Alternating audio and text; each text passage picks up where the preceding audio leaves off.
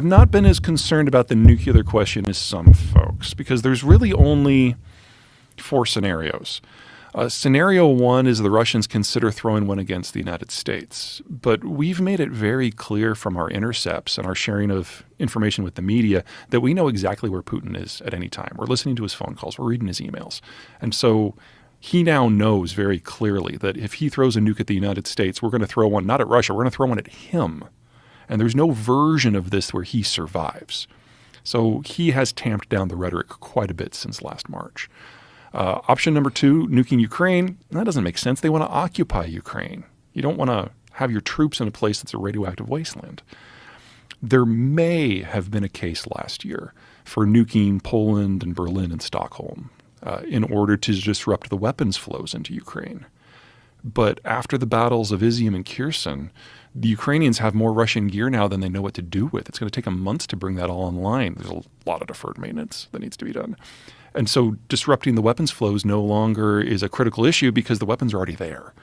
So the only scenario I can see where the Russians would seriously consider nukes is if Ukraine doesn't simply win, but decides to carry the fight across the border into Russia proper. In that scenario, where the very existence of the Russian government is threatened, that would probably change the math. But I don't find that likely without a significant shift in mindset in Washington, because we're not just providing the Ukrainians with the weaponry and the ammo. We're providing them with the intelligence and most of the steps of the kill chain. Without that, the weapons are of limited usefulness, especially at long range. And the Ukrainians have no desire to rupture that relationship. So we're talking about a theoretical that is at a minimum 7 months away, probably further.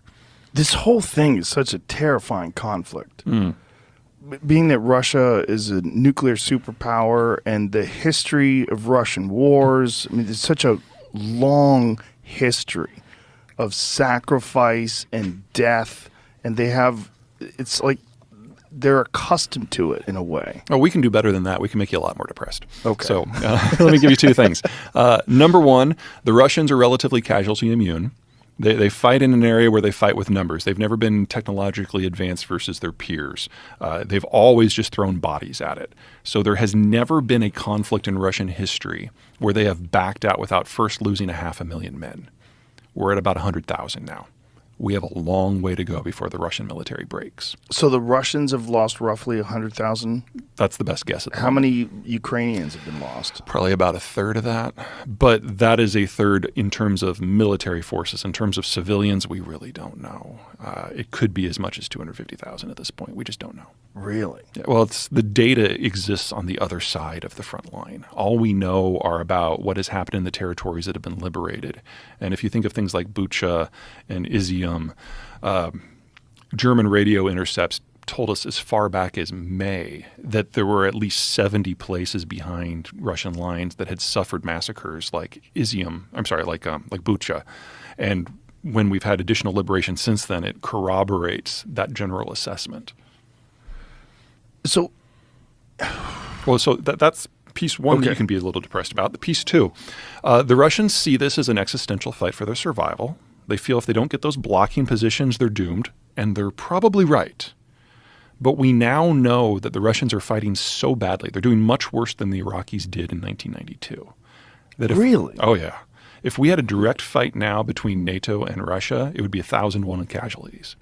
And I don't know anyone at the Defense Department who's happy about that. Because if the Russians see this as an existential conflict, and they know they can't hold a match to NATO, then nukes are their only option.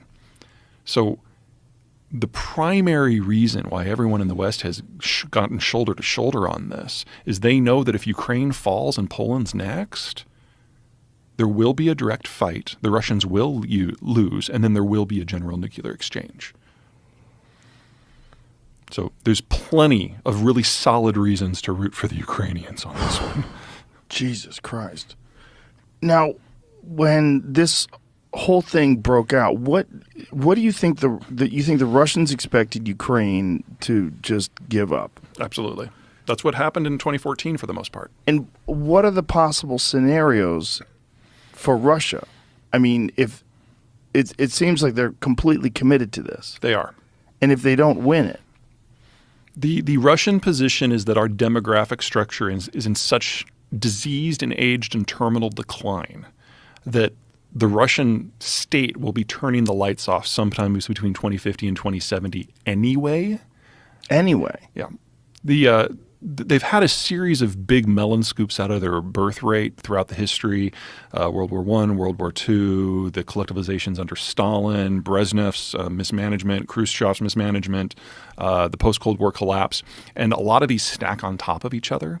And the biggest one stacked on top of the post-Cold War collapse. So there are more Russians in their 50s than their 40s and their 30s and their 20s and teens. And then they lie about the data of the teenagers on down.